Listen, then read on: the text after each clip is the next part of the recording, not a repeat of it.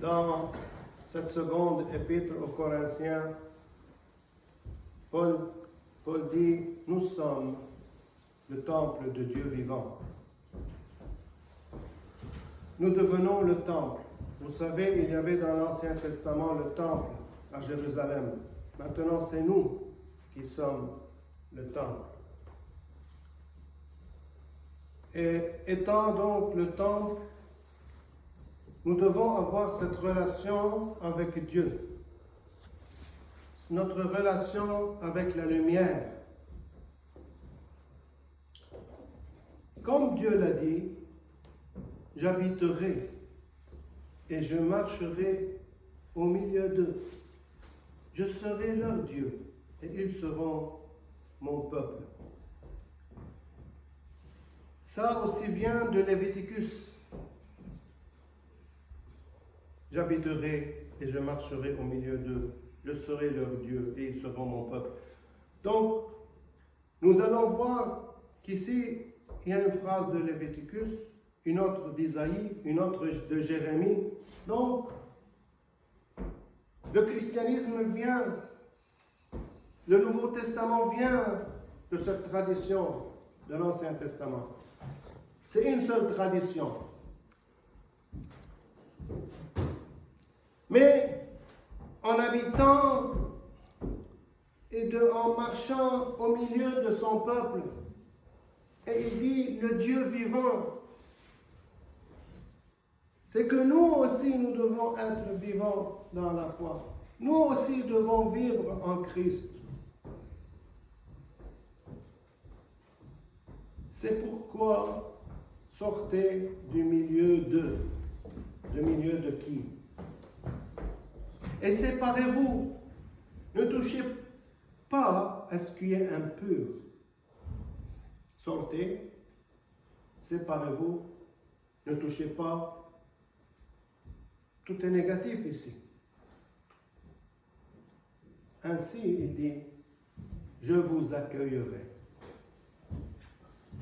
Si vous ne sortez pas, je ne peux pas vous accueillir.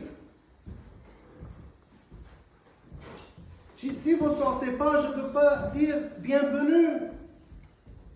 Si vous sortez, je vous accueille. Je serai pour vous un père. C'est pour cela qu'on lui dit notre Père qui est aux cieux. Il devient un père. Et vous savez c'est quoi le père? D'habitude, le père, c'est quelqu'un qui a de la compassion, de l'amour, qui prend soin de ses enfants. Et vous, pour moi, des fils et des filles. Donc nous devenons pour lui des enfants. Nous sommes des enfants de Dieu. Et il vit parmi nous, au milieu de son Église. Il nous aide. Tout ce que nous avons besoin, on l'appelle Père. Viens à notre secours. Il est au milieu de nous, il est ici. Et Jésus a dit aussi, je suis là avec vous jusqu'à la fin des temps, jusqu'à la fin des siècles. Donc, il est un Père, nous sommes ses fils, il est proche de nous, il est à l'intérieur de son peuple, et dans son peuple, lorsqu'il a besoin.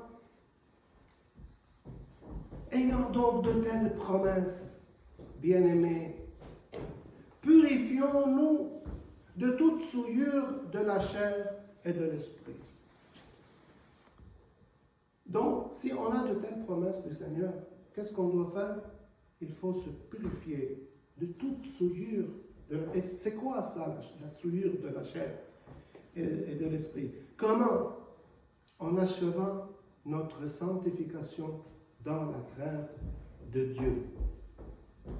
Nous sommes appelés à cette sanctification, à être sanctifiés jour après jour, de plus en plus. Donc, si on retourne à la question de « il faut sortir », nous sommes censés quitter. Quitter quoi? Les voies de ce monde. Ce n'est pas le monde, mais les voies de ce monde, les façons de ce monde. Nous sommes censés changer, nous sommes censés changer nos pensées, nos comportements pour se conformer à Dieu. Donc, s'il y a des choses à enlever de notre vie, comme dans le temple, il y avait des sacrifices dans l'Ancien Testament, nous devons sacrifier dans notre temple.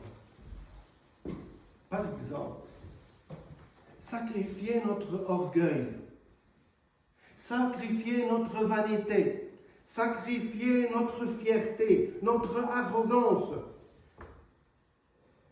sacrifier notre amour propre. Ça, il faut le sacrifier devant Dieu. Sacrifier nos passions. Donc, si vous voulez être avec Dieu et vous sanctifier, il faut s'éloigner des autres affaires. Vous ne pouvez pas être dans votre monde qui vous éloigne de Dieu et en même temps, vous voulez approcher de votre Père. C'est deux directions différentes, contradictoires. Chacun va vous tirer vers lui. On ne peut pas être sanctifié et vivre dans la méchanceté. Donc, il faut aligner tout notre comportement, toutes nos pensées, toutes nos paroles, toutes nos aspirations pour ce but-là, d'être sanctifié et d'être en Dieu et en Christ et vivre en lui. Donc, je ne pourrai pas me joindre à des gens qui m'éloignent de Dieu.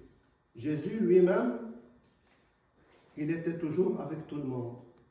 Mais sa mission était quoi? De les chercher vers la connaissance de Dieu et non de vivre avec eux dans le péché.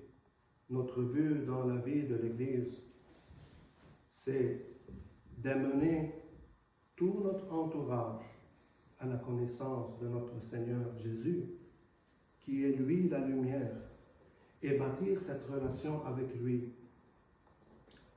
Amen.